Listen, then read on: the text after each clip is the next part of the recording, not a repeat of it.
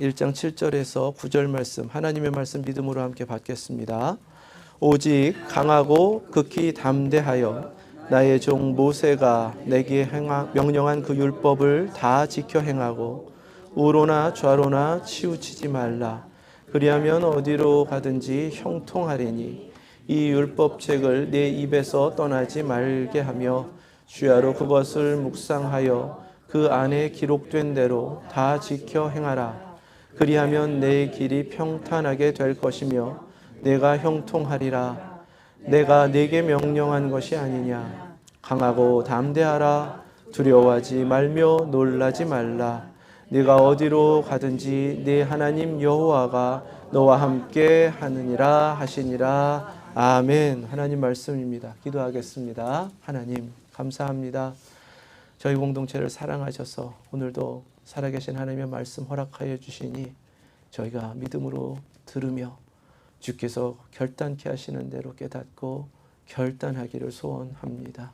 성령님께서 역사하여 주셔서 말씀 앞에 순종하는 자 되게 하시고 성령님께서 밝히 보여주셔서 그 빛으로 깨닫는 시간 되게 하여 주시옵소서. 부족한 종을 세우셨습니다. 연약함도 돌보시고 이렇게 강단에 세우셨으니 하나님의 능력으로 권능으로 붙들어 주시고 담아주신 말씀 선포하는 데 부족함 없도록 성령님께서 붙들어 주시옵소서. 모든 것을 성령님께 의지하며 예수 그리스도의 이름으로 기도드립니다. 아멘. 여호수아서는 모세가 죽는 바로 그 죽음으로부터 시작이 됩니다. 모세의 죽음으로 인해서 이제 지도자는 여호수아가 되었고요. 지도자가 된 여호수아는 하나님께 말씀을 받게 됩니다. 하나님께서 주신 말씀은 다른 것이 아니에요. 이제껏 비전을 향해 왔던 그 비전을 완수하라는 것입니다. 약속하신 땅에 들어가라. 이것이 하나님의 명령이었습니다. 그런데 1장 말씀을 쭉 읽다 보면 반복되는 이 두 단어, 강하고 담대하라. 이 말씀을 보게 됩니다. 이 강하고 담대하라는 명령은요, 모세가 살아있을 때도 여호수아가 들었던 명령입니다. 신명기 31장에 보면 모세가 살아있을 때에 모세를 통해서 권면합니다. 강하고 담대하라. 또 하나님께서 직접 여호수아에게도 말씀하셨습니다. 강하고 담대하라. 이렇게 분명하게 주셨던 말씀인데, 명령인데 1장에 보면요, 강하고 담대하라가 4번이나 반복됩니다. 6절, 7절, 9절, 18절. 3번은 직접 하나님께서 명령하여 주신 거예요. 또 한 번은 백성들을 통해서 듣게 하신 겁니다. 하나님이 계속 반복하여 듣게 하실 때, 그리고 하나님이 주신 말씀인데 누군가를 통해서 또 확인시켜 주실 때는 그만큼 중요한 뜻이 있다라는 사실을 먼저 우리가 깨달아야 됩니다. 그래서 주의 깊게 들어야 되는 거예요. 강하라, 하자크, 담대하라, 아마츠, 이 두 단어는요 거의 의미도 비슷합니다. 그런데 지금 지도자가 된 여호수아에게 그 말씀을 반복적으로 계속 주셨어요. 여호수아가 약해졌나? 여호수아가 두려워하고 있나? 여호수아는 사실은 겁없는 사람입니다. 전쟁이 일어나면 칼빼 들고 백성들이 끌고 나가서 전쟁을 수행했던, 그리고 사령관이었던 사람입니다.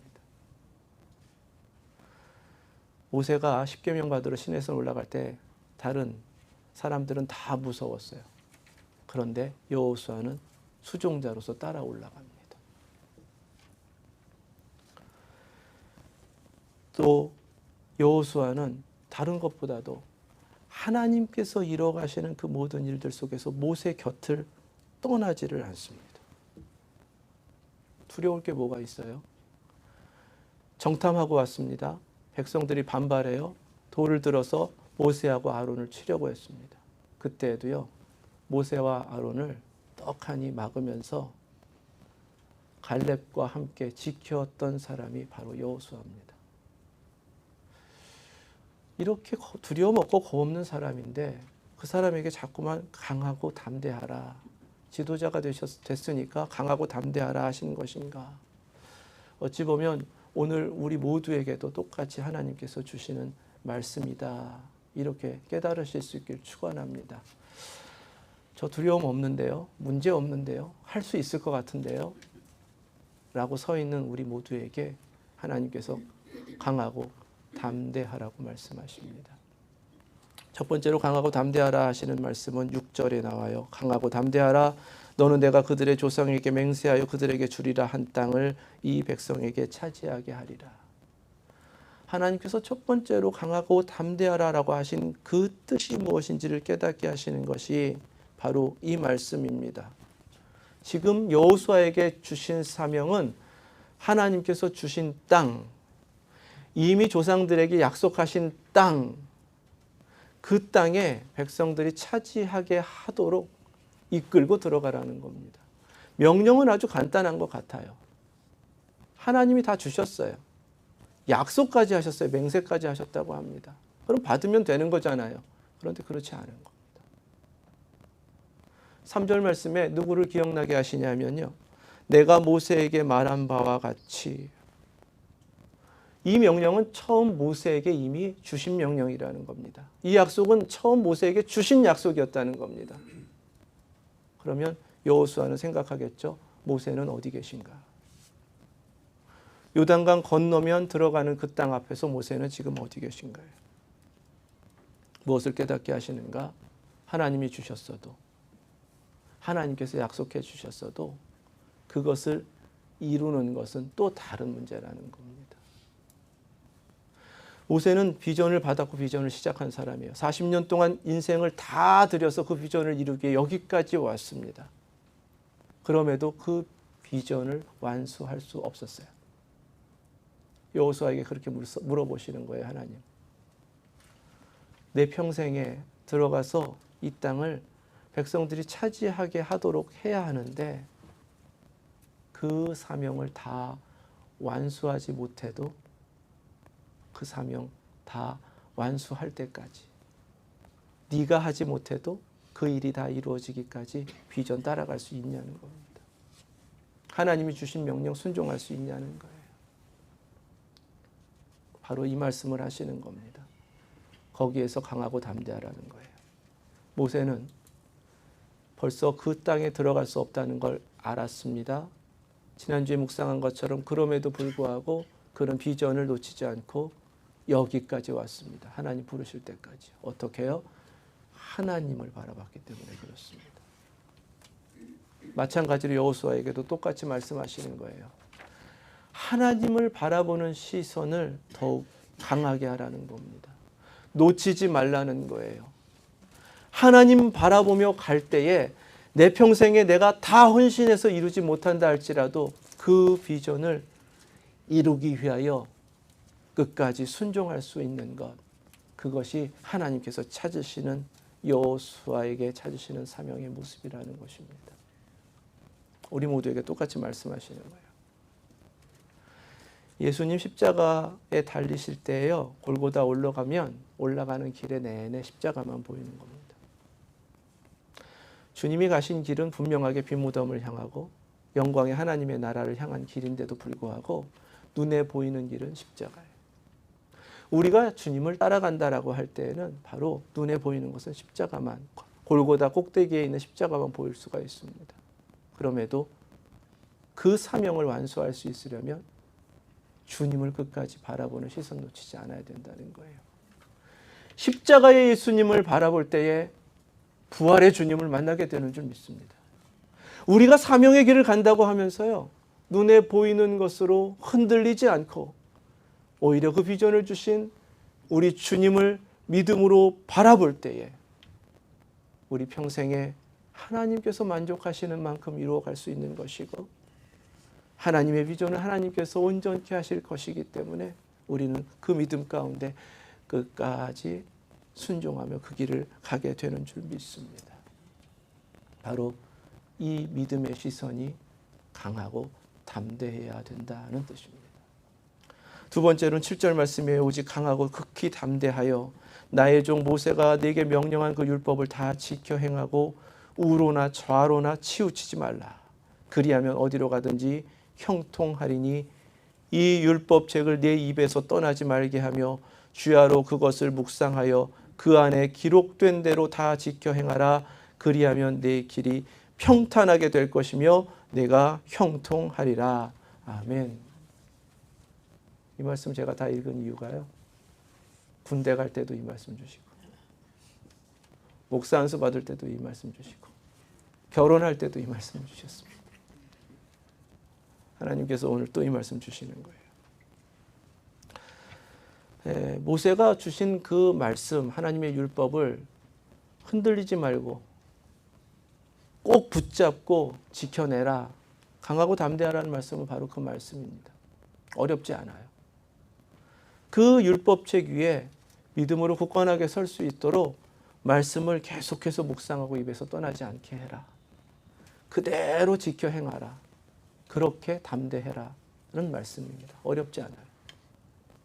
그런데 문제는 여호수아가 지금 감당해야 될 사명은 강 건너면요, 약속의 땅 차지하는 건데 그 땅은 이미 차지하고 사는 가나안 족속들이 있다는 거예요.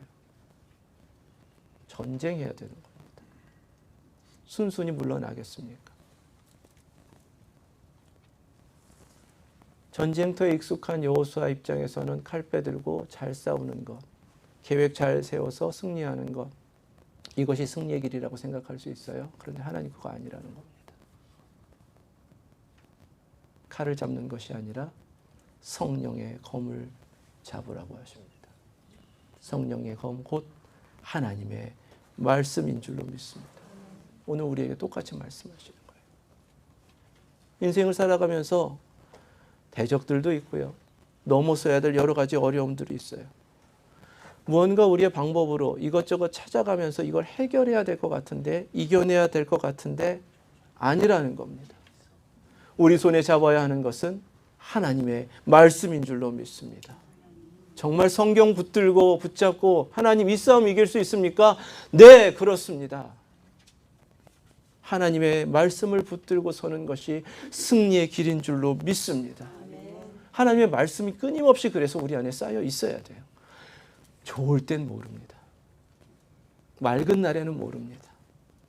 주님께서 마태복음 7장에 뭐라고 그러셨냐면, 그러므로 누구든지 나의 이 말을 듣고 행하는 자는 그 집을 반석 위에 지은 지혜로운 사람 같으니 비가 내리고 창수가 나고 바람이 불며 그 집에 부딪히되 무너지지 아니하나니 이는 주추를 반석 위에 놓은 까닭이요. 아멘. 좋을 땐 몰라요. 맑은 날에는 모르는 겁니다. 다 집 잘 서 있는 것 같아요. 환란이 오면 다른 겁니다. 하나님께서 바로 그 말씀 위에 서라고 우리에게 요구하시는 거예요. 강하고 담대하라는 것은 그것 다른 것이 아닙니다. 하나님의 말씀을 꼭 붙잡고 흔들리지 않고 그 말씀 그대로 행하는 것이 승리의 길입니다. 그 말씀 그대로 행하는 것이 형통의 길입니다. 확신 가지고 설 때에 어떠한 환란 속에서도 흔들리지 않으며 굳건하게 승리하게 되는 줄로 믿습니다. 하나님께서 그렇게 강하고 담대하라고 하시는 거예요. 세 번째는 9절 말씀입니다. 내가 내게 명령한 것이 아니냐. 강하고 담대하라. 두려워하지 말며 놀라지 말라. 내가 어디로 가든지 내 하나님 여호와가 너와 함께 하느니라 하시니라. 아멘. 강하고 담대하라는 것은 명령입니다. 여호수아가 무언가 두려움 가운데 있기 때문에 다독거리고 달래시는 게 아니에요. 명령입니다. 내가 네게 명령한 것이 아니냐 이렇게 말씀하셨습니다. 그러면 명령이기 때문에 여호수아가 대답할 수 있는 건 한 가지입니다. 순종입니다. 다른 방법은 없습니다. 다른 대답은 없는 거예요. 우리에게 말씀하시는 강하고 담대하라는 명령 앞에는요, 아멘, 그렇게 하겠습니다. 순종하는 것밖에 없는 줄로 믿습니다. 지금요, 두려워하지 말라, 놀라지 말라 이렇게 말씀하시는 것은요, 이제 닥쳐올 여러 가지 생각하지 못했던 어려움이 있다는 겁니다. 예상하지 못했던 장애물이, 위협이 있다는 거예요. 그래도 흔들리지 말라는 겁니다. 하나님께서 강하고 담대하라고 하셨으면 어떤 상황에도 강하고 담대해야 한다는 것입니다. 순종만이 대답이다. 어떻게 그렇게 할 수 있습니까? 순종하면 안다는 겁니다. 무엇을 아나요? 하나님께서 나와 함께 하신다는 사실입니다. 내가 어디로 가든지 내가 너를 떠나지 아니하리라 하신 바로 그 약속하신 말씀 그대로 함께 하시는 하나님을 보게 될 거라는 거예요. 경험하게 될 거라는 거예요. 그 하나님이 나를 인도하고 계신다라는 것을 깨닫게 될 것이라는 말씀입니다. 순종하면 된다. 히브리서 3장 5절부터 13장 5절부터 6절 말씀입니다. 후반부예요. 그가 친히 말씀하시기를 내가 결코 너희를 버리지 아니하고 너희를 떠나지 아니하리라 하셨느니라. 그러므로 우리가 담대히 말하되 함께 읽습니다. 주는 나를 돕는 이시니 내가 무서워하지 아니하겠노라. 사람이 내게 어찌하리요 하노라. 아멘. 우리 모두의 대답이 되실 수 있길 축원합니다. 하나님께서 함께 하십니다. 그분이 순종하라고 하십니다. 강하고 담대하라고 하십니다. 그것은 다른 데 근거가 있는 게 아니에요. 주님이 나와 함께 하시기 때문입니다. 그래서 항상 주님께서 나와 함께 하신다는 확신 속에서 하나님께 순종하며 우리에게 허락된 그 사명의 길을 가시는 저와 여러분들 되실 수 있길 축원합니다. 이사야 41장 10절 말씀이에요. 믿음으로 함께 읽습니다. 두려워하지 말라. 내가 너와 함께함이라. 놀라지 말라. 나는 내 하나님이 됨이라. 내가 너를 굳세게 하리라. 참으로 너를 도와주리라. 참으로 나의 의로운 오른손으로 너를 붙들리라. 아멘. 지금도 나를 붙잡고 계시는 주님 의지하시고 꼭 붙드시고 주님과 함께 주님 우리에게 인도하시는 그 길 가실 수 있기를 다시 한번 축원합니다.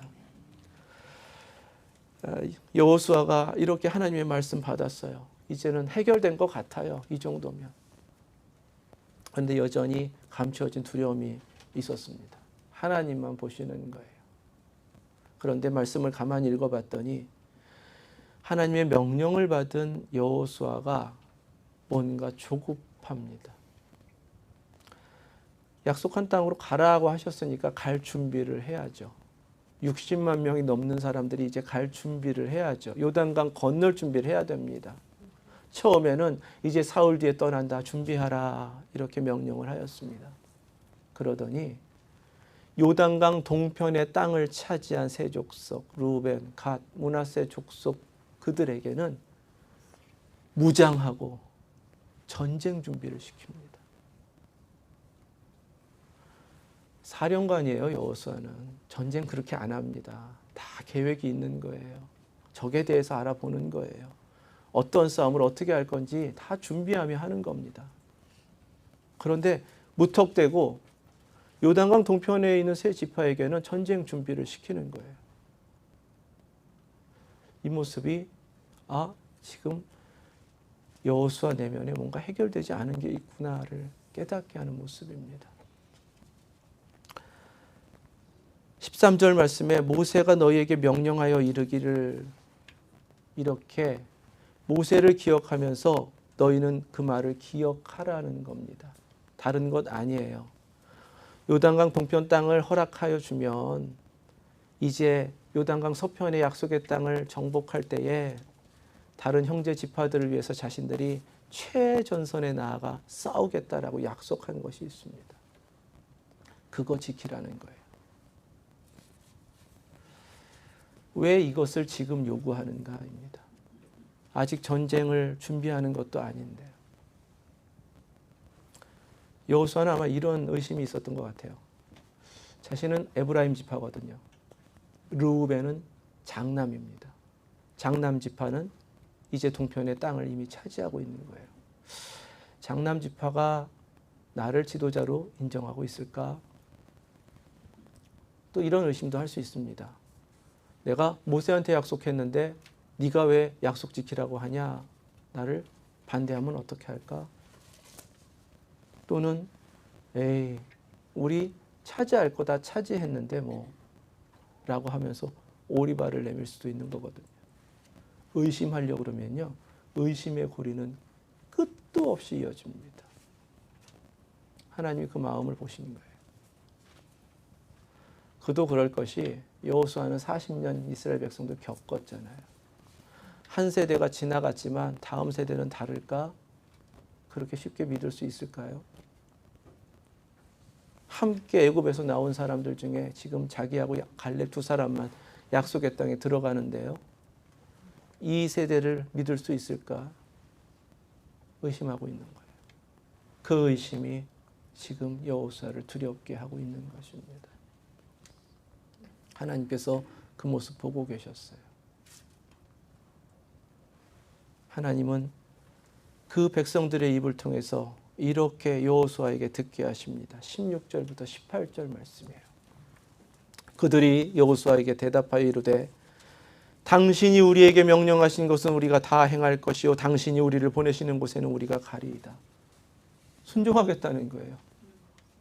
갑작스럽게 전쟁 준비를 시켰는데 순종하겠다는 겁니다. 우리는 범사에 모세에게 순종한 것 같이 당신에게 순종하려니와 염려했던 거 소용없었어요. 모세를 지도자로 인정한 것처럼 자기도 지도자로 인정하고 있다는 겁니다. 여호와께서 모세와 함께 계시던 것 같이 당신과 함께 계시기를 원하나이다. 심지어 여호수아를 축복합니다. 그리고 누구든지 당신의 명령을 거역하며 당신의 말씀을 순종하지 아니하는 자는 죽임을 당하리니 자신들이 여호수아를 지켜주겠다는 겁니다. 여호수아의 편이 되겠다는 거예요. 그리고는 이 음성이 들려옵니다. 오직 강하고 담대하소서. 하나님께서 계속 반복하여 듣게 하신 그 소리가 마치 메아리를 치듯이 내 마음에 조금이라도 가지고 있었던 의심이 있었는데 그 의심하던 백성들로부터 막 들려오는 것입니다. 하나님께서 내게 주신 말씀이 누군가의 입술을 통해서 증거되고 그 소리를 듣게 될 때 감동은 무엇으로도 표현할 수가 없습니다. 아마 여호수아는 그런 것을 느꼈을 거예요. 강하고 담대하라는 명령은요, 하나님 앞에서 다 순종하여 연합하라는 겁니다. 비전은 한 사람이 행할 수 없다는 거예요. 이룰 수 없다는 것입니다.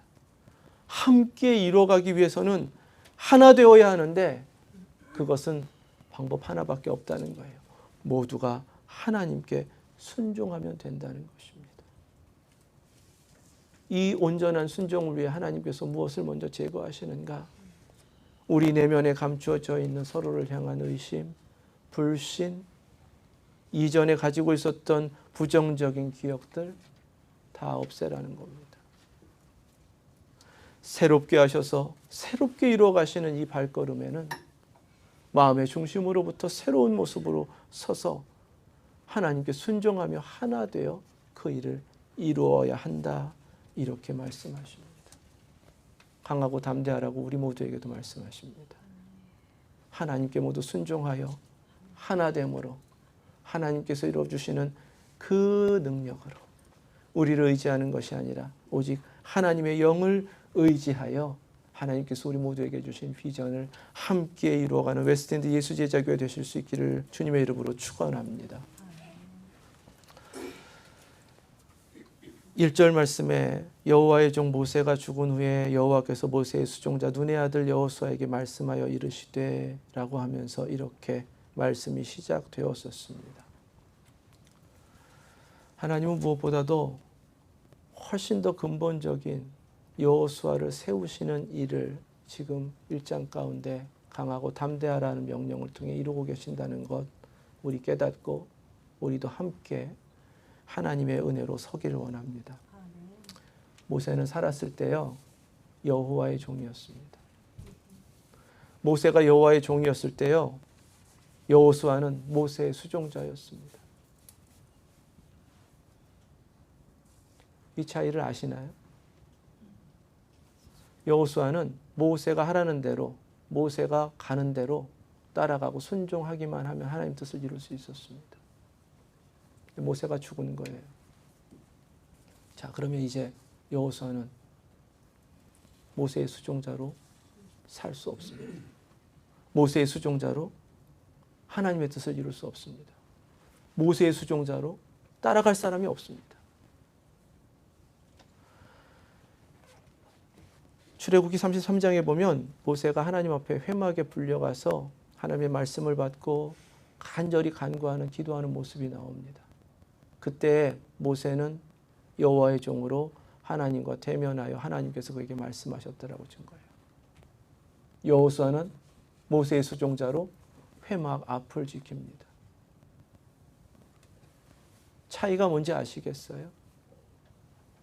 하나님은 여호수아에게 이제는 여호와의 종이 되라고 하시는 겁니다. 여호와의 종이 된다는 것은 다른 것이 아니에요. 회막 안에 있었던 모세처럼 하나님께서 주시는 말씀 받고 하나님 앞에 간구하는 기도로 서라는 것입니다. 하나님은 비전을 이루기 위해 누구보다도 여호수아가 하나님의 종으로서 말씀과 기도의 사람으로서 굳건하게 서기를 원하시는 거예요. 하나님께서는 우리 모두에게 하나님의 종으로서 말씀과 기도의 사람으로서 말씀과 기도의 그 은총으로 거룩하여 지라고 요구하고 계시는 것입니다. 그래야 하나님의 뜻을 이루어갈 수 있다는 거예요. 비전은 저절로 이루어지는 것이 아닙니다. 누가 대신 이루어주는 것도 아닙니다. 우리에게 주신 것은 우리에게 맡겨주신 거예요. 우리 힘으로 하라는 겁니다. 나 혼자 할 수 없어요. 우리가 같이 하는 겁니다. 누가 대신 해서 떠먹여주는 게 아닙니다. 우리 인생을 그렇게 책임있게 살아왔잖아요. 하나님께서 주신 사명도 마찬가지입니다. 디모데전서 4장 5절 6절 말씀이에요. 하나님의 말씀과 기도로 거룩하여짐이라. 내가 이것으로 형제를 깨우치면 그리스도 예수의 좋은 일꾼이 되어 믿음의 말씀과 내가 따르는 좋은 교훈으로 양육을 받으리라. 아멘. 하나님의 종이 되라고 하셨어요. 말씀과 기도로 거룩해지면 된다고 하셨습니다. 말씀 받고 하나님 앞에 기도하는 것 멈추지 말라고 하시는 거예요. 그리고요, 디모데전서 4장 6절 말씀에는 그리스도 예수의 좋은 일꾼이 하나님의 종이라고 말씀하십니다. 좋은 일꾼이라고 하셨습니다. 좋은 일꾼.